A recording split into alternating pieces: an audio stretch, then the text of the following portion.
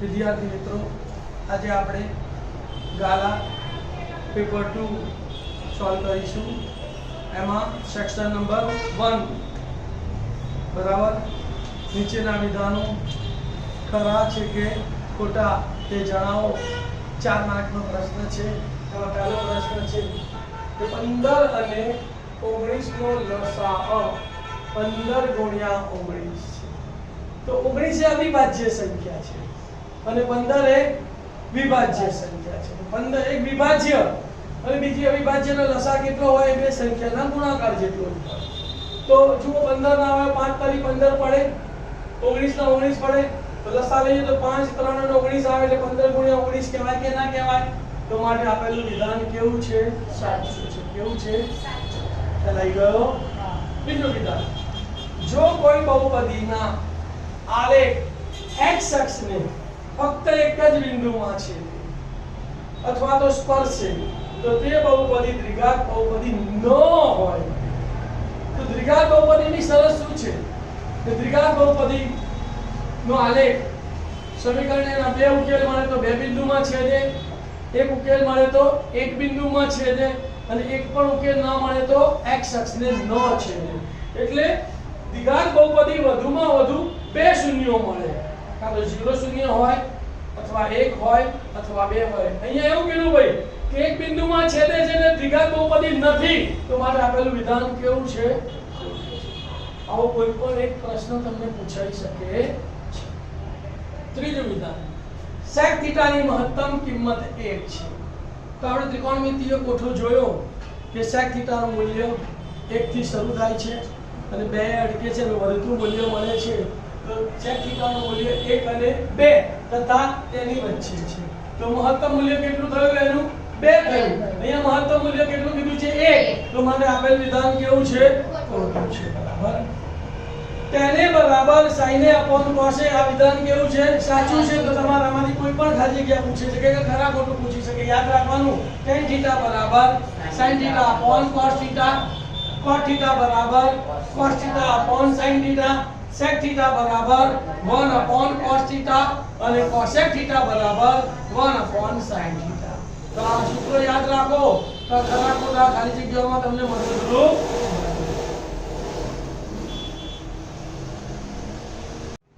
ખરા ખોટા પૂરા થયા પછી 4 પ્રશ્નો ખાલી જગ્યાવાળા છે કે નીચે આપેલા બહુ વિકલ્પી જવાબવાળા પ્રશ્નો માટે સાચા વિકલ્પનો ક્રમ અને જવાબ લખવાનો. A B C D જે આવતો એ અને જવાબ લખવાનો છે.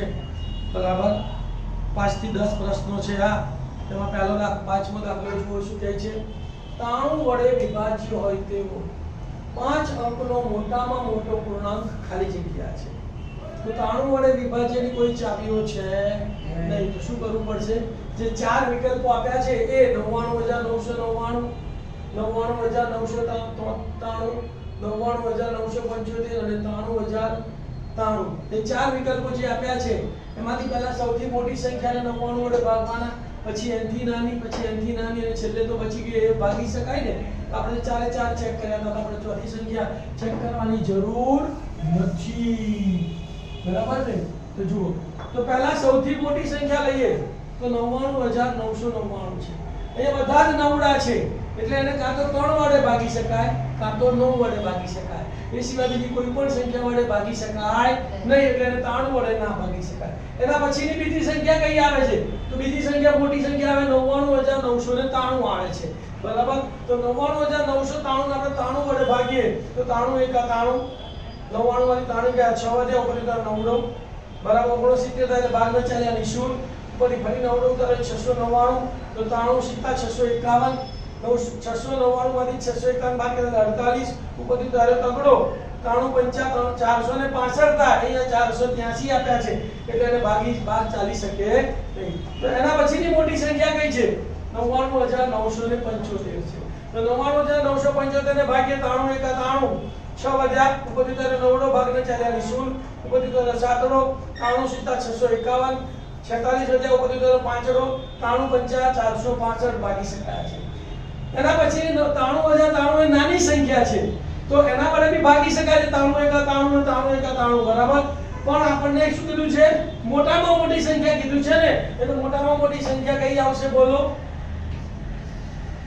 99975 બરાબર આને પણ ભાગી શકાય છે પણ એ કેવી સંખ્યા છે નાની સંખ્યા છે આપણને કેવું કીધું છે મોટામાં મોટી સંખ્યા કીધું છે એટલે આપણો જવાબ શું આવશે ભાઈ સી 99975 ક્લિયર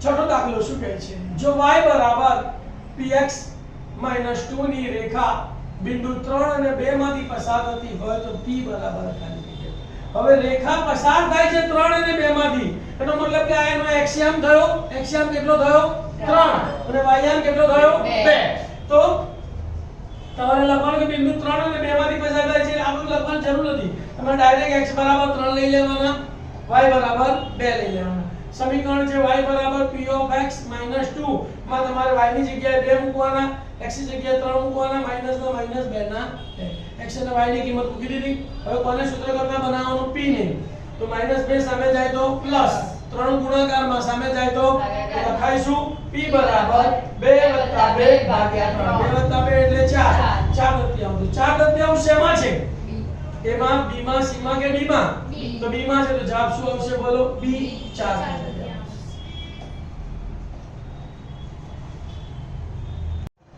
સાતમી ખાલી જગ્યા જુઓ ભાઈ જો સમીકરણ 3x² + 2k + 1 x - k + 5 બરાબર 0 ના બીજ આલ્ફા અને બીટા હોય તથા આલ્ફા + બીટા બરાબર આલ્ફા * બીટા હોય તો k બરાબર ખાલી જગ્યા ધ્યાન આપજો અહીંયા તમને આલ્ફા + બીટા આપ્યા છે ને મગજમાં લાઈટ થઈ છે કે આનું સૂત્ર શું આવે છે -b/a આલ્ફા * બીટા આપેલાનું સૂત્ર શું આવે c/a એ ઉડી જાય એટલે -b બરાબર c થાય તો પહેલું કામ શું કરવાનું દ્વિઘાત સમીકરણના પ્રમાણિત સ્વરૂપ ax² + bx + c સાથે સરખાવીને પહેલા abc શોધી કાઢવાના a બરાબર કેટલા આવશે 3 b બરાબર 2k + 1 અને c બરાબર -k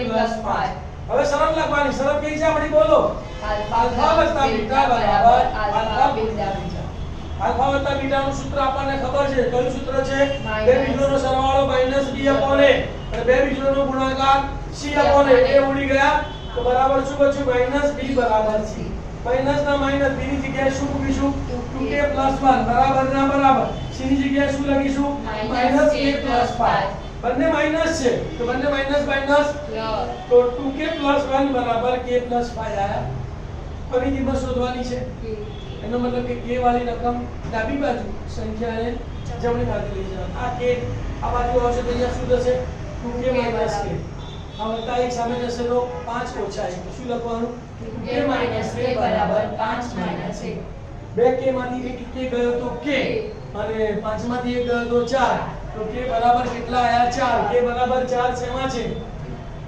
c માં તો જવાબ શું લખવાનો બોલો c 4 ખ્યાલ આવ્યો કે ના આવ્યો તમારે પડી કે ના પડી એના પછીનો દાખલ ખાલી જગ્યા જુઓ કે જો બિંદુઓ a0 0b અને 1 1 સમરેખ બિંદુઓ હોય તો 1/a + 1/b બરાબર ખાલી જગ્યા આપણે જ્યાં ભૂમિતિનો દાખલો છે બરાબર સમરેખ બિંદુ હોય તો શું થાય એનું ક્ષેત્રફળ શું થાય 0 તો ત્રિકોણનું ક્ષેત્રફળ શું થાય 0 તો આપણે આકૃતિ દોરીએ તો પહેલાને a નામ આપીએ એટલે a0 આ b0b અને c11 આ x1 y1 એટલે x1 બરાબર a y1 બરાબર 0 આ x2 y2 x2 બરાબર 0 y2 બરાબર b 1 1 x3 બરાબર 1 અને y3 બરાબર હવે ક્ષેત્રફળના સૂત્રનો ઉપયોગ કરીએ તો શું આવશે ત્રિકોણ ABC નું ક્ષેત્રફળ બરાબર 1/2 ગુણ્યા માનાંકમાં x1 * 1 આવ્યું તો y1 y2 - y3 વત્તા 1 પછી 2 લઈએ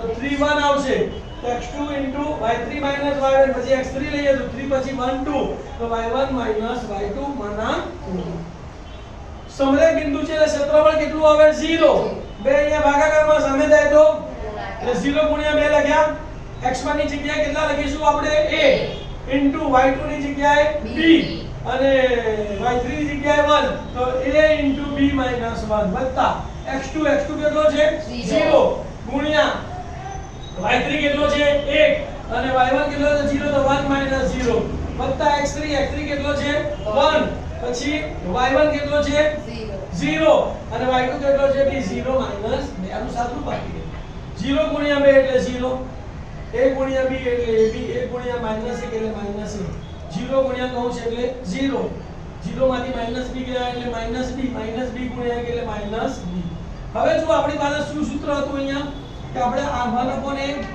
પ્લસ 1/b ની કિંમત આપવાની તો અહીંયા આપણે ab ની કિંમત તો મળતી નથી અહીંયા આપણને તો શું કરીએ ચાલો આપણે લસા લઈએ તો કેટલો જવાબ આવે a પ્લસ b અને છેદમાં ab જો તમે અંશમાં a પ્લસ b લાવી દો છેદમાં ab લાવી દો તો તમારો જવાબ આવી જાય તો આમાંથી આપણે માઈનસ કોમન કાઢીએ તો અંદર a પ્લસ b આવી ગયો તો શું આવ્યું 0 બરાબર ab કૌંસમાં માઈનસ a પ્લસ b આ a પ્લસ b આ બાજુ આવે તો માઈનસ કેવો થઈ જાય પ્લસ તો a પ્લસ b બરાબર ab હવે અહીંયા ab શું છે ગુણાકારની છે તો અહીંયાને ભાગાકારમાં લઈ દીધો અહીંયા કઈ નહીં એટલે 1 બચે શું બચે તો મારે a પ્લસ b બરાબર ab અંતિમ સ્વરૂપ આવી ગયું તો હવે છૂટું પાડીએ a upon ab વત્તા b upon ab બરાબર 1 અહીંયા a ઉડી ગયો અહીંયા b ઉડી ગયો એટલે 1 upon b plus 1 upon a બરાબર 1 પહેલા એ લખ્યો છે તો પહેલા આપણે તો ફરી લખવાની કોઈ જરૂર કારણ કે આપણે રીતના માર્ક છે નહીં તો મારે કેટલો જવાબ આવશે બોલો એક જવાબ આવે તો એક શેમાં છે એમાં a બરાબર 1 કરાઈ ગયો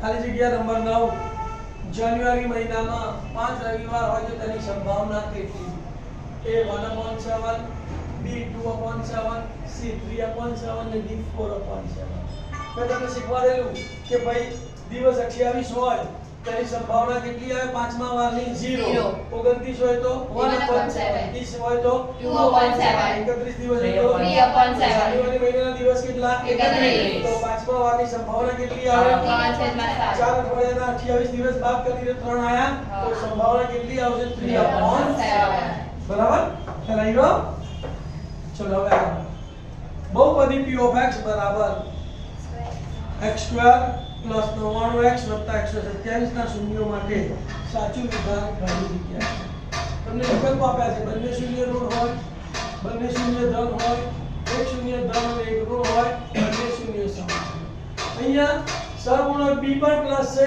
અને સહગુણક c પણ પ્લસ છે જ્યારે b અને c બંને પ્લસ હોય તો એના શૂન્યો કેવા આવે ઋણ બંને શૂન્યો ઋણ આવે તો એ જવાબમાં શું આવશે બોલો બંને શૂન્ય ઋણ હોય બંને શૂન્યો ઋણ છે બરાબર ને લખી પાડો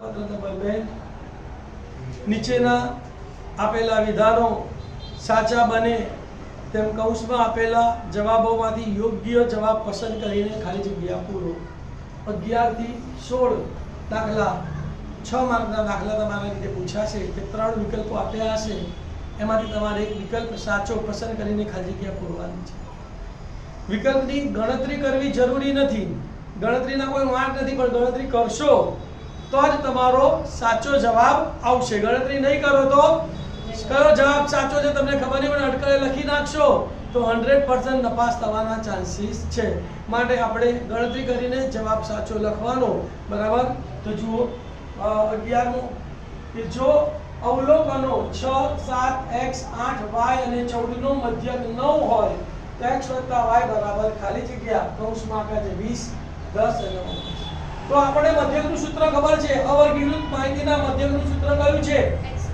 x બાર બરાબર સિગ્મા xi upon x એટલે કે અવલોકનોનો સરવાળો છેદમાં અવલોકનોની સંખ્યા તો x બાર ની કિંમત કેટલી છે 9 અવલોકનોનો સરવાળો 6 + x 7 + x 8 + y 14 છેદમાં 6 ભાગાકારમાં સામે જાય તો એટલે 6 9 54 6 ને 7 13 13 ને 8 22 22 ને 14 6 ને 7 13 13 ને 8 11 13 ને 8 21 21 ને 14 35 વત્તા x વત્તા y 35 વત્તા x વત્તા પ્લસ 35 સામે જાય તો માઈનસ તો 54 ઓછા 35 કરો તો જવાબ 19 આવે તો તમારે આ જગ્યામાં જવાબ કેટલો લખવાનો 19 તમારે પરીક્ષામાં આટલું લખવાનું છે આ કૌંસ પણ લખવાનું નથી નીચેનું કંઈ પણ લખવાનું નથી પણ તમારે રફમાં આ ગણતરી કરવાની છે જેથી કરીને તમારો 1 માર્ક જાય 12મો દાખલો શું કહે છે જો p of a જેમ p of a બાર બરાબર 3:2 હોય તો P of A બરાબર થાય. જ્યાં હું ડાયરેક્ટ જવાબ લખતા તમને શીખવાડું છું. અહીંયા P of A કેટલા છે 3, P of A બાર કેટલા છે 2. P of A શોધવો છે તો અંશમાં કેટલા છે 3. P of A ની વેલ્યુ 3 એટલે અંશમાં 3 આવે. આ બેનો સરવાળો કેટલો થાય 5/5 આવે. તો P of A પૂછ્યો તો જવાબ શું આવશે 3/5 અને P of A બાર પૂછ્યો હોય તો 2/5. પણ આ દાખલો 2 માર્કમાં પૂછાય તો કેવી રીતે ગણવાનું તારી લેવાનું. ધારો કે P of A બરાબર 3 એટલે 3x અને P of A બાર બરાબર 2 એટલે 2x. આપણને સૂત્ર ખબર છે કે કોઈ પણ ઘટના અને તેની પૂરક ઘટનાનો સરવાળો કેટલો થાય 1. તો માટે P of A વત્તા P of A બાર બરાબર 1. P of A ની વેલ્યુ 3x વત્તા P of A બાર ની વેલ્યુ 2x બરાબર 1. તો 3 ને 2 5x બરાબર 1. 5 ગુણાકારમાં સામે જાય તો માટે x બરાબર 1/5.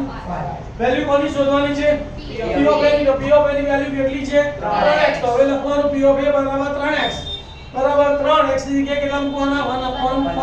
3 એકા છેદમાં પાછળ અંશનો ગુણાકાર અંશમાં છેદનો ગુણાકાર છેદમાં. તો માટે P of A બરાબર 3/5. મોઢે પર ખબર પડી ગઈ. P of A ની વેલ્યુ 3 છે સરવાળો 5 એટલે 3/5. P of A બાર પૂછ્યું હોય તો 2/5.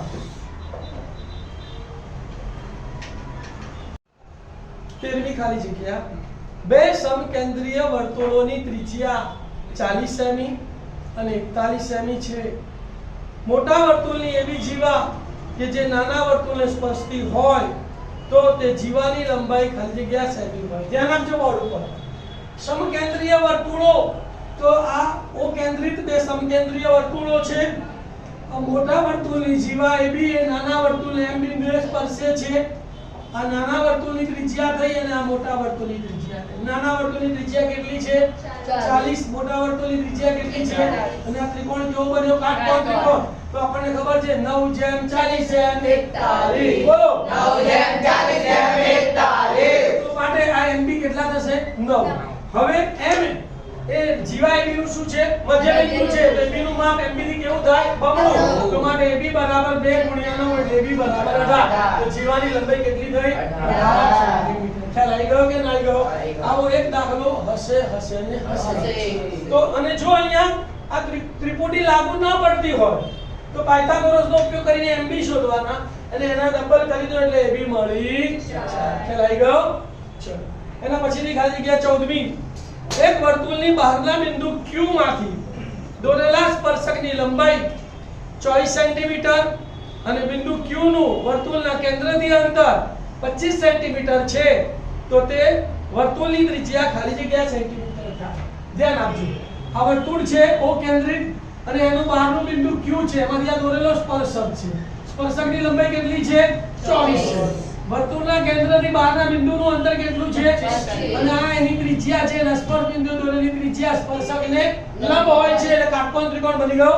તો કાટકોણ ત્રિકોણની ત્રિપુટી કઈ સાઈડ થઈ 7/24. તો અહીંયા ત્રિજ્યા માની ત્રિજ્યા કેટલી આવશે 7 અને વ્યાસ પૂછ્યો હોય તો 14. વ્યાસ પૂછ્યો હોય તો 14. ચાલ આવી ગયો.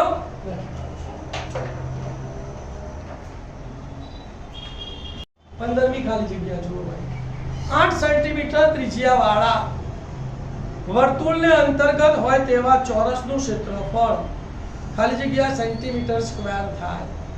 કૌંસમાં આપેલા છે 256, 128 અને 64. ધ્યાન આપજો ભાઈ, બહુ જ મહત્વનો દાખલો છે. શું કહે છે 8 સેન્ટીમીટર ત્રિજ્યા વાળું આ વર્તુળ છે. તો વર્તુળની અંદર મેં આ ચોરસ દોર્યો. તો યાદ રાખજો કે ચોરસના વિકર્ણોનું માપ એ વર્તુળના વ્યાસ જેટલું હોય છે. બોલો ચોરસના વિકર્ણનું માપ એ વર્તુળના વ્યાસ જેટલું હોય છે. ચોરસ શું છે વર્તુળની અંદર. તો વિકર્ણ બરાબર વ્યાસ થયો. ત્રિજ્યા આપણને ખબર છે કેટલી છે 8. તો વિકર્ણ બરાબર વ્યાસ. વ્યાસ એટલે 2 × ત્રિજ્યા. 2 × 8 બરાબર 16 સેન્ટીમીટર. વિકર્ણની લંબાઈ 16 સેન્ટીમીટર મળી ગઈ. હવે આ જે ત્રિકોણ છે ને એ સમદ્વિ બાજુ કાટકોણ ત્રિકોણ બન્યો. કેવો બન્યો સમદ્વિ બાજુ કાટકોણ. તો સમદ્વિ બાજુ કાટકોણ ત્રિકોણ અથવા તો આપણે ચોરસનું બી સૂત્ર લખાયેલું કે ચોરસની બાજુનું બરાબર સૂત્ર શું આવશે વિકર્ણ ભાગ્યા √2. સૂત્ર મોઢે કરો. ચોરસની બાજુ બરાબર વિકર્ણ ભાગ્યા √2. વિકર્ણનું માપ આપણે શોધી કાઢ્યું 16 ભાગ્યા √2. તો વિકર્ણ મળી ગયો એટલે બાજુ મળી ગઈ.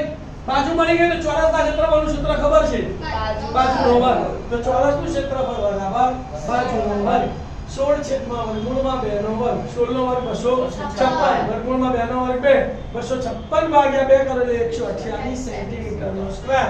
તો માટે ચોરસનું ક્ષેત્રફળ કેટલું આવ્યું ભાઈ 128 સેન્ટીમીટર.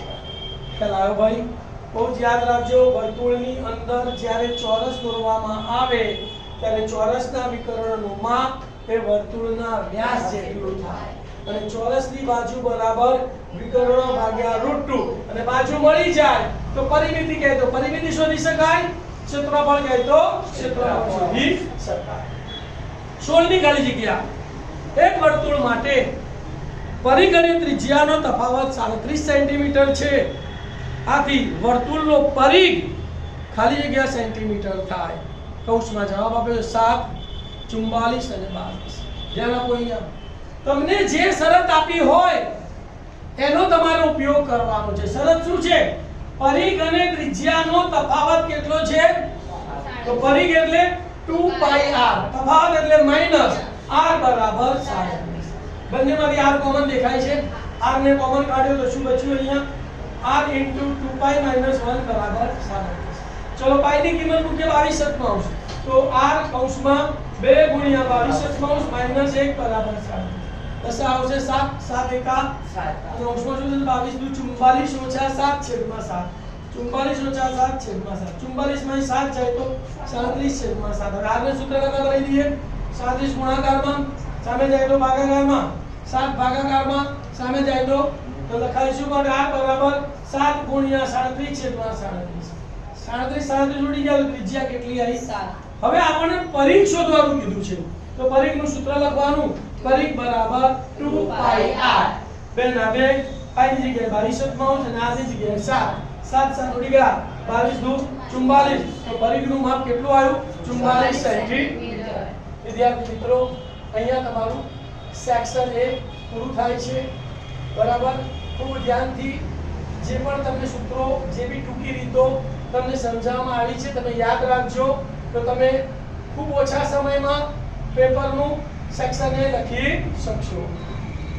તમને આ મારી ચેનલ, મારું ભણાવવાની સ્ટાઇલ ગમી હોય તો મારી ચેનલને તમે લાઈક અને સબસ્ક્રાઇબ કરજો અને તમારા મિત્રોને શેર બી કરજો જેથી ગામડાના છેવાડા સુધી રહેલો વિદ્યાર્થીને આ લાભ મળી શકે અને એ પણ પોતાનું રિવિઝન સારી રીતે કરી શકે. તો વિદ્યાર્થીઓને મદદ કરશો તો તમને એના આશીર્વાદ પણ મળશે. Thank you.